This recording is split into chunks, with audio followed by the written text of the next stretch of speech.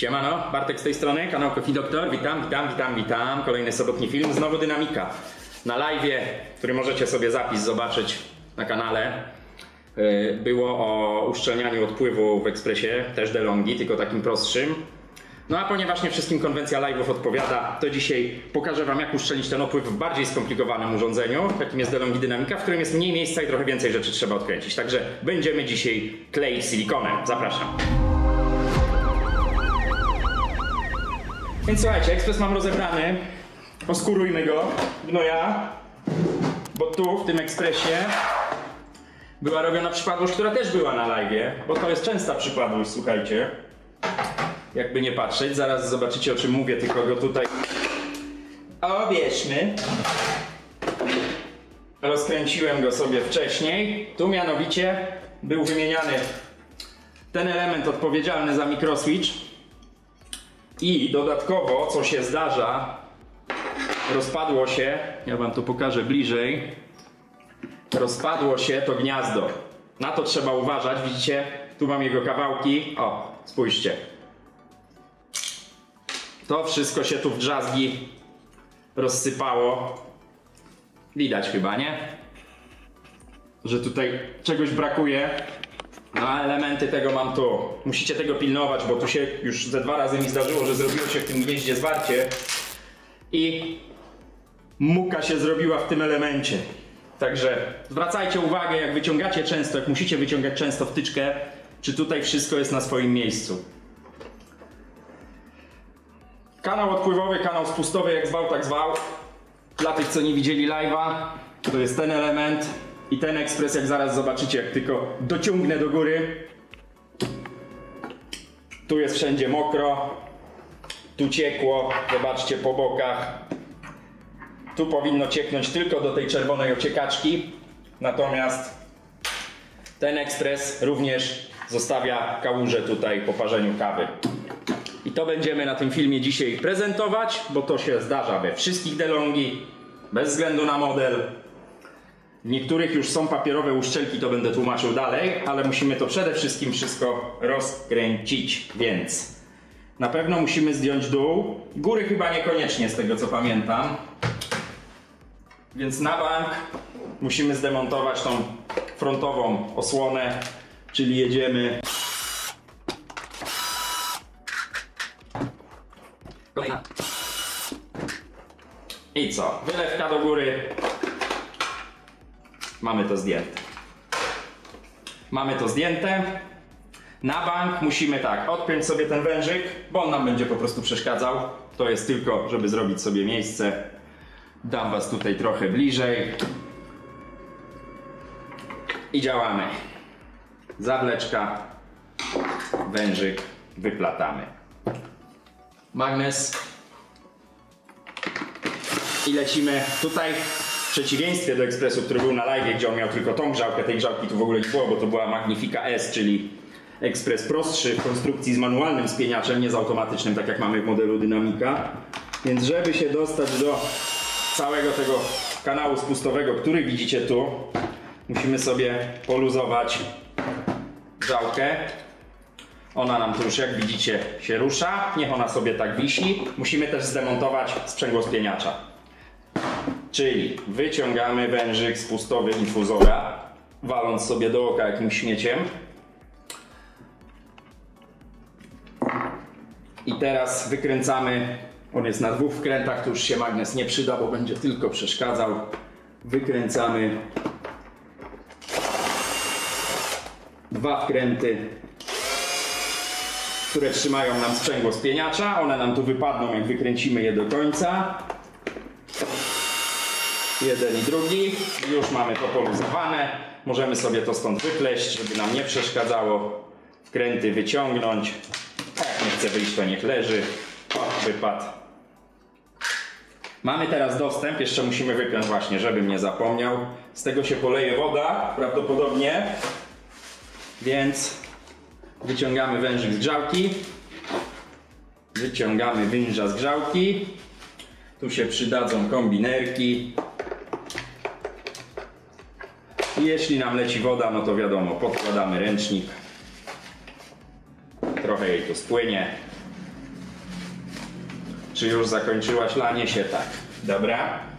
To mamy. Wysuwamy sobie, tu na gumie jest elektrozawór, niech on sobie tak leży. Wykręcamy tu, bardzo długi wkręt. Widać go tam trochę, prawda? O, ten. Następnie tu. Tego już nie widzicie, bo jest za blisko. Następnie mamy wkręt tu. Widać, bo tu są otwory na te wkręty. Tu i ostatni jest po tej stronie, tu go widać. Więc jedziemy z nim. Wykręcamy długi.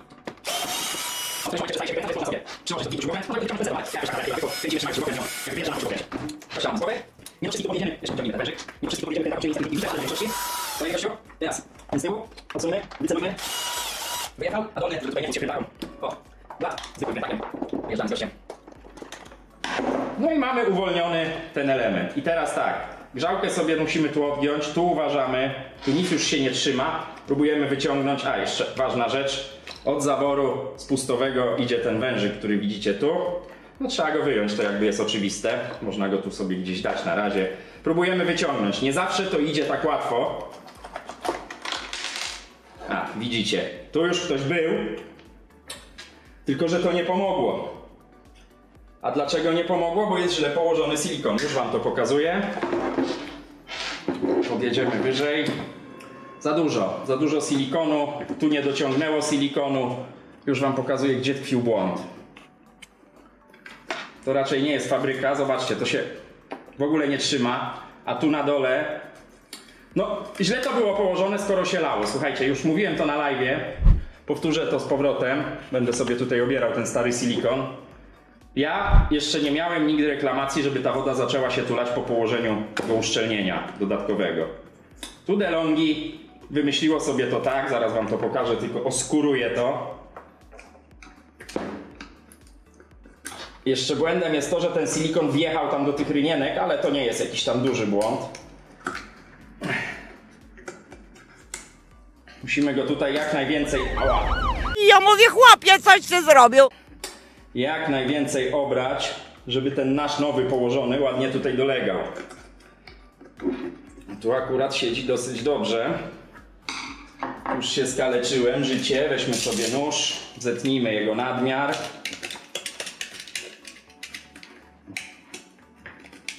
Nie tnąc sobie paluchów przy okazji, tak jak to zrobiłem o tu. No nie lubię pracować w rękawiczkach, powtarzam to zawsze. Tak mam. Dobra, słuchajcie, wstępnie ja bym tylko tutaj ściął ten nadmiar, żeby on nam tutaj nie odginał tego elementu. Nie tnąc przy okazji przewodów, może tak by było lepiej.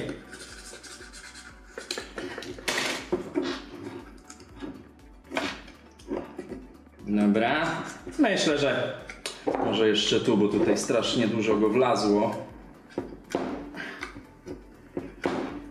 O. Myślę, że możemy to tak zostawić. To nie ma wyglądać pięknie, to z tego nie będzie się strzelać. DeLonghi sobie to wymyśliło tak. Plastik dotyka plastiku. Czyli jakby ten otwór, który tu widzicie, nachodzi na ten plastik. I to ma być szczelne. Poczekajcie, muszę sobie dokonać opatrunku. Kto serwisuje, kto pracuje w jakimkolwiek serwisie, wie, co jest najlepszym opatrunkiem. Izolacja. To oczywiście żartuję, to nie opatrunek. Chodzi o to, żebym wszystkiego we krwi nie upierniczył. Więc tak, wracając do tematu. To dochodzi tu i to ma być szczelne. Jakie jest szczelne? No to widzicie na załączonym obrazku, prawda? Jakie to było szczelne. Co tu się działo? Co tu się działo? To są wszystko ślady zacieku. Trzeba to tutaj przeczyścić. Też nie chodzi o to, żeby to było ideolo. W miarę. To samo tu. Można tu jeszcze wjechać do środka. No jest to syf, jak widzicie. I co dalej? Teraz bierzemy się za właściwą część tej układanki, czyli kładziemy nowy silikon. To jest ważne, słuchajcie, żeby to zrobić bez przesady. Chciałbym, żebyście to widzieli. A, może będzie widać. Ja używam takiego śmierdziucha, typowego silikonu. ważne jest, żeby on był odporny na wysoką temperaturę. Ten jest aż za bardzo, bo do 300 stopni, no ale jak będzie powyżej 100, też będzie dobrze. I dookoła, tylko tak jak mówię, nie przesadzajcie, bo on powłazi tam, gdzie nie trzeba. Może wezmę trochę wyżej i trochę przybliżę, chociaż pod tym kątem będzie to słabo widać. No ale coś tam, mam nadzieję, zobaczycie. Przechylę wam potem. Najważniejszy jest dół, czyli ten element, bo to tutaj spływa ta woda, ale trzeba to opędzlować dookoła. Ja wam zaraz pokażę, o ile mniej ja kładę tego silikonu, niż ktoś tu położył. No chyba, że to fabryka zaczęła kłaść tak silikon, ale to powiedzcie mi ci, co wiedzą. Bo ja tu raczej papierowe uszczelki spotykałem, które też kamień rozrywał. Może trochę dłużej działały. Ale niewiele. Mamy to. Mamy to, mili Państwo. Już wam pokazuję, zresztą widzę, że tam trochę widzicie. Ja nakładam tego tyle. Czy to jest za dużo? Nie. Czy to jest za mało? Na pewno nie. Najważniejszy jest tutaj dół, bo woda no, tutaj wchodzi tym wężykiem.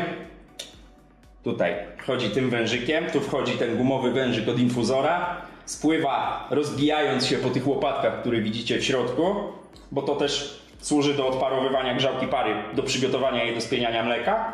No i ta woda spływa do tacy. Tyle, słuchajcie. Teraz trzeba to włożyć, czyli wszystkie elementy, które nam tu przeszkadzają. Wkładamy.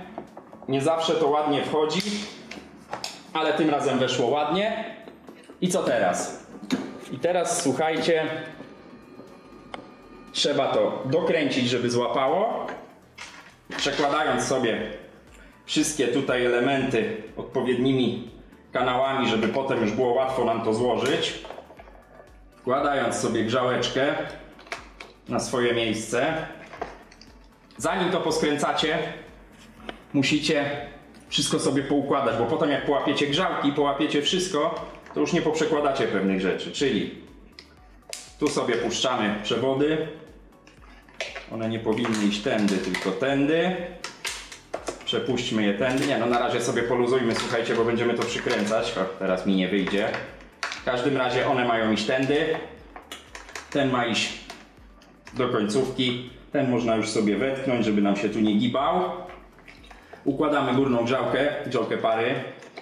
Wkładamy sobie gumowy przewód zaworu, elektrozaworu spustowego na miejsce. To jeszcze dopychamy. Grzałka, no ona dopóki jej nie przykręcimy, będzie chodzić. Można od razu, chociaż tu będziemy jeszcze przykręcać. Więc może przyłapmy tą górną grzałkę, żeby nam się nie gibała. Wkręt, magnes, żeby wam nie wpadł wkręt w środek obudowy grzałki, bo będziecie musieli to rozkładać, narobicie sobie roboty. A po co tej roboty sobie dokładać, jak można sobie ujmować? Tą grzałkę jeszcze raz musimy ułożyć. Wkręt na czubek wkrętarki. I ten jak wkręcacie, uważajcie, bo jak wam spadnie z bitu wkręt, to wpadnie tam między grzałkę, będziecie musieli rozpinać tą obudowę. Dodatkowa robota. Postaram się tego nie uczynić. Wracaj na miejsce. Mamy dokręcone. Z pozostałymi już jest mniejszy problem, bo tu mamy wszystko na wierzchu. Co słuchajcie? Ta grzałka siedzi. Teraz trzeba poprzykręcać wszystkie elementy, które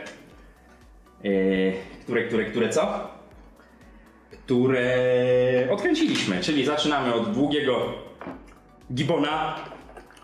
Magnes już niepotrzebny. Włóżmy tu jest miejsce. Też nie przykręcać, bardzo sobie nie muszę plastik. Żebyście nie przykręcili na przykład elementów, które trzymają waszą kierownicę.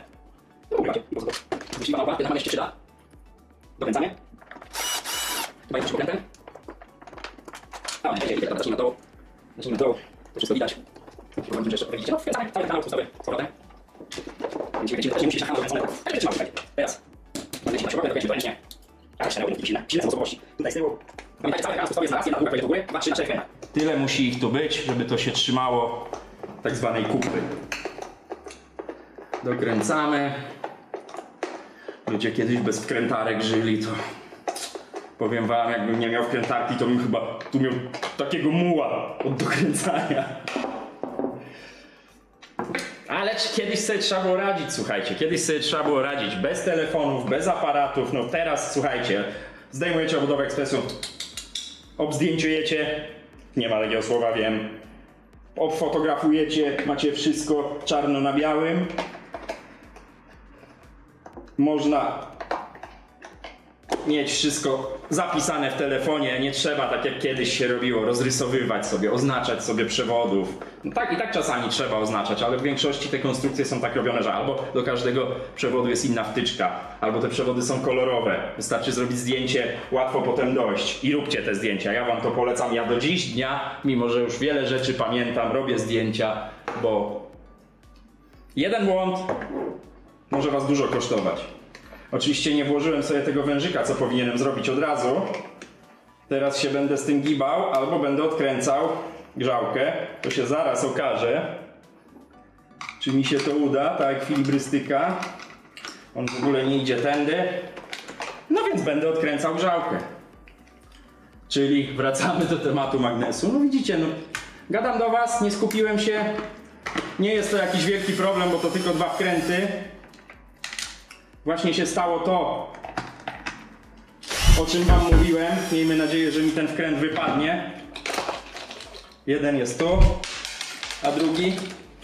a drugi się wrypał do środka. I to jest to, przed czym was przestrzegałem, bo teraz trzeba mimo magnesiku rozpiąć grzałkę, chociaż trochę, żeby go tam zlokalizować, bo jak on wam tam zostanie, to wierzcie mi, on wpadnie tam, gdzie nie powinien i zrobi kabum! O! Był na tyle miły, że wypadł sam. Szczęście głupka.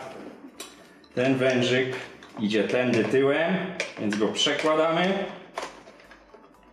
Wkładamy do końcówki. Tu już są uszczelki wymienione. Na koniec mi wyszło, że z tego kanału się leje przy odkamienianiu, więc uszczelek już nie zmieniam, bo są wymienione. Mamy to włożone, mamy to włożone, grzała na swoje miejsce. I co? Teraz też mi spróbujesz wpaść, złośliwa małpo? Oby nie, oby nie, ale nigdy nie wiadomo. No słuchajcie, pozycjonujemy grzałkę, zakładamy wkręta i próbujemy to zrobić tak, żeby nie wpadł do środka.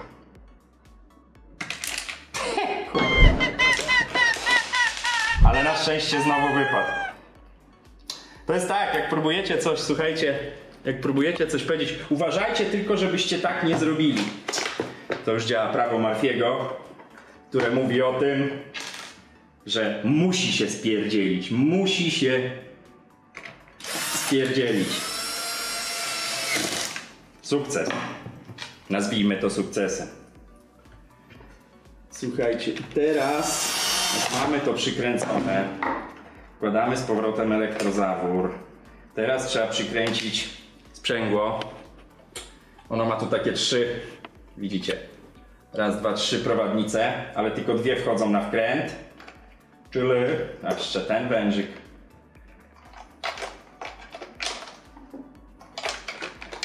Czy ja go tu przełożę? Przełożę. Bo on nam idzie tu. Dodamy go tędy, dobra, niech sobie tutaj tak wisi. Nawet bym go dał chyba tędy. Nie pamiętam, ale to zaraz nam się tu samo ułoży. Nakładamy sprzęgło. Ono nam musi tymi 2 dolnymi prowadnicami wejść. Plus musi się schować ten dziad pod obudowę. No tutaj musicie ucelować. Tego się nie da źle złożyć. Nie skręci wam się. I teraz się jeszcze zaczyna zabawa ze skręceniem tego sprzęgła. Bo tutaj między przewodami, między gumami musimy się wkręcić. I to teraz jest taka zabawa, słuchajcie. Taka zabawa. No tu niby wygląda, że weszło. Ja sobie wstanę, przytrzymam palcem Jeden wkręt idzie tu i od tego nam będzie prościej zacząć.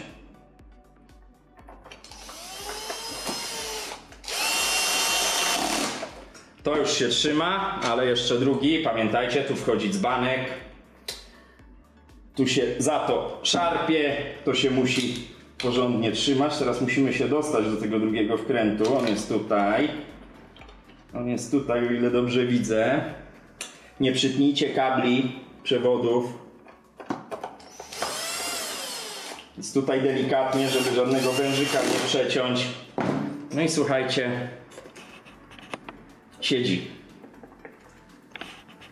No to teraz pozostaje przepuścić przewody, które idą tędy. Można wyjąć ten wężyk, włożyć te przewody tutaj, żeby sobie ładnie szły i tym wężykiem je przyblokować. A układanie jakby cable management to jest zawsze na końcu, nic się tutaj nie dzieje, nic tu nie pręży. Wkładamy z powrotem zawór za pamięci. Wkładamy jak nam wejdzie. Wkładamy przewód, bo jak go zapomnimy wpiąć, to będzie bubu. Tego nie zapomnijcie wpiąć, to jest bardzo ważne, a zdarzyło mi się zapomnieć. To jest, ten przewód idzie od infuzora, od spustu infuzora. I on nie musi tu być pięknie ułożony, ale musi być nałożony na tą końcówkę. Teoretycznie powinien iść pod tym wężykiem, ale a może tak zróbmy. Dobrze mówię, że powinien iść pod nim tak, żeby się tu nic nie ściskało. Już sam nie jestem przekonany. O, tak będzie zdecydowanie lepiej. Mamy to wszystko złożone. Tu zaczepmy, tak jak było fabrycznie. I słuchajcie, teraz jest czas, żeby zostawić to w spokoju, żeby ten nowy nasz silikon i stary, jedyne słuszne miejsce, żeby ten nasz nowy silikon zasechł, trzeba temu dać minimum 2 godzinki, najlepiej zostawić to na noc i w ten sposób mamy rozwiązany problem cieknącej tu wody. W ten sposób to jest jedyny sposób. Poprawienie producenta, no niestety nie wyszło tak jak wyjść miało, więc ja ten ekspres zostawiam. Omówię Wam, tak już tradycyjnie rzecz ujmując, omówię Wam typowe usterki DeLonghi Dynamica. Bardzo ważna rzecz, teraz będzie poradnik Coffee Doctor. DeLonghi Dynamica czy Dynamica Plus, one są wszystkie identycznie skonstruowane. Po pierwsze, nie zgubcie tej ociekaczki. Ona służy temu, że jak zaraz na przykład po zrobieniu jednej kawy pokażę Wam się opróżni tackę, jakbyście wyciągnęli tackę z kanału zwrotnego, cały czas pokapuje jeszcze woda. Poleje Wam się na blat. Pół biedy, jak ten blat jest tak jak mój, ale wiele osób ma blaty drewniane, a drewno, jak wiecie, z wodą się nie lubi. Nie gubcie tego, bo to bardzo często tego nie ma w ekspresach oddawanych do mnie, we wszystkich DeLonghi. Druga rzecz, jeśli tu widzicie, to powinno zejść bez pociągu, no tu jest nieźle. Jeśli Wam tu ciężko wchodzi dzbanek, bo końcówka gorącej wody to jest pół biedy, ale jeśli Wam tu zaczyna ciężko wchodzić dzbanek, a nie chcecie się bawić, pokaż mi to zbliżone, wyostrz, a nie chcecie się bawić w wymianę tych uszczelek, chociaż one są chyba po 3 zł, ja już je tu chyba wymieniłem, to weźcie nawet wazeliny, tylko nie oleju spożywczego, bo jełczeje, śmierdzi, wazeliny, czy smaru jakiegokolwiek takiego do kontaktu z żywnością. Widzicie? Mam ledwo tłustego palca. Zróbcie tylko tak. Oczywiście czyszcząc najpierw ręcznikiem te uszczelki i od razu jest inaczej. I to nie o to chodzi, że będziecie się męczyć przy wkładaniu, czy coś się tam poważnego wydarzy, ale jeśli weźmiecie dzbanek, właśnie się rozglądam, czy jakiś mam, nieważne. Dzbanek ma również takie gniazdo. Jak będziecie, bo miewam takie ekspresy, że mógłbym na dzbanku ten ekspres podnieść do pionu.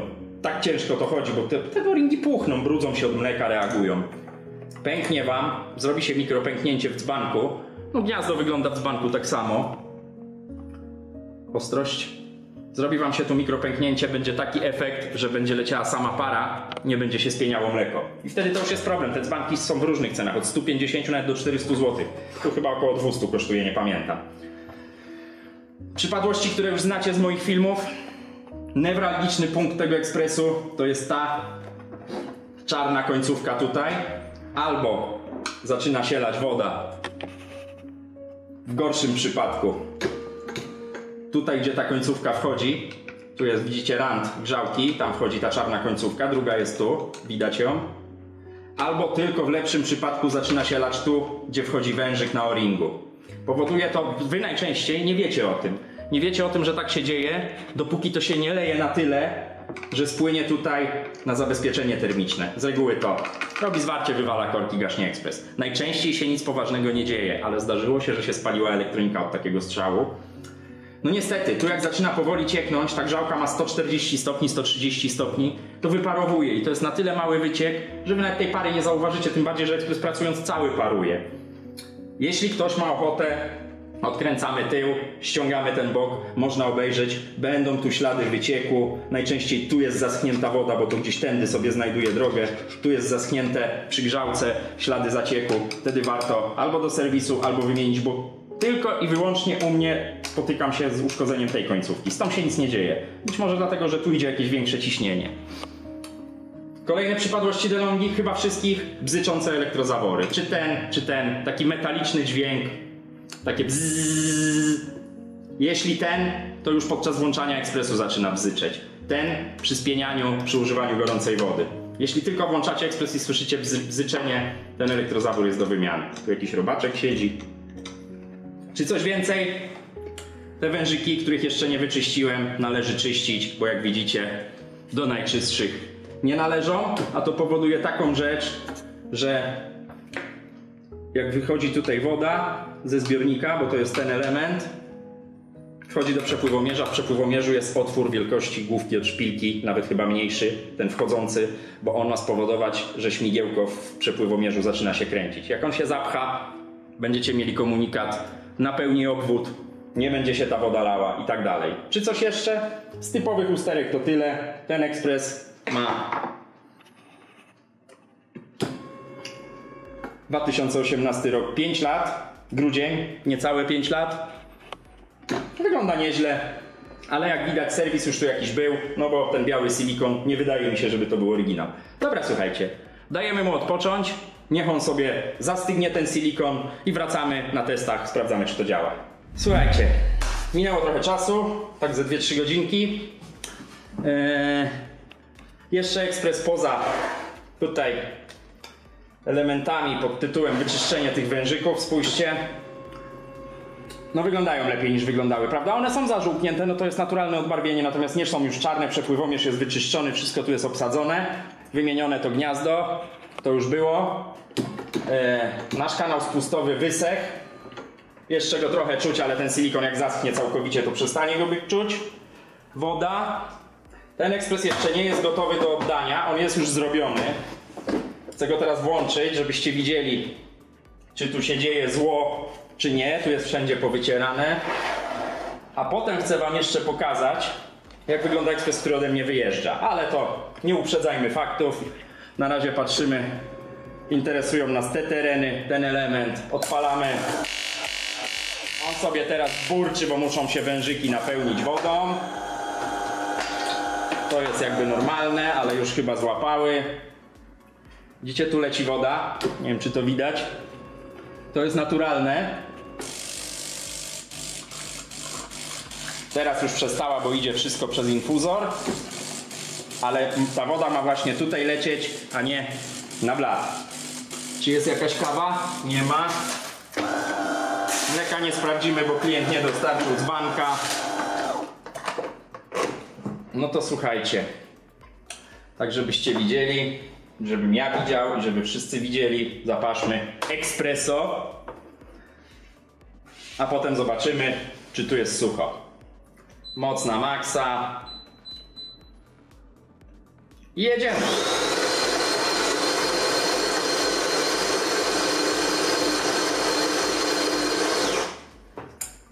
Parzymy jedną kawusię i tu widzicie, wypompowało wodę, przelała się tam, gdzie trzeba. Czekamy na kawę.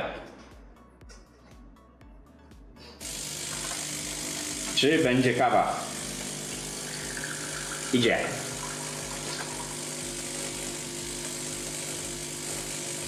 Nawet się nieźle parzy. Regulacja młynka tu jest akurat na środku i myślę, że tak będzie dobrze. No słuchajcie, jak na pierwszą kawę po serwisie, nie ma tragedii. Ja cały czas odpinałem tego palucha, ale krew się leje, jakimś brudactwem się skaleczyłem. No i co, słuchajcie? Jak widzicie, tu już by było mokro. Test białego ręcznika, suchutki. Słuchajcie, wyłączam go. I chcę wam jeszcze jedną rzecz